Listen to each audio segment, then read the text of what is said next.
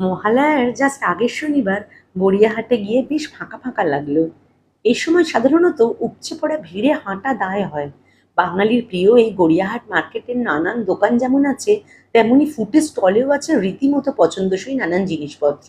চাদর, জুতো, ব্যাগ, পর্দা থেকে শুরু করে বিভিন্ন রকমের হোম ডেকোর আইটেম, এমনকি নিত্য প্রয়োজনীয় নানান জিনিসপত্র। দরদাম করে কিনতে পারলে বাজিমাত।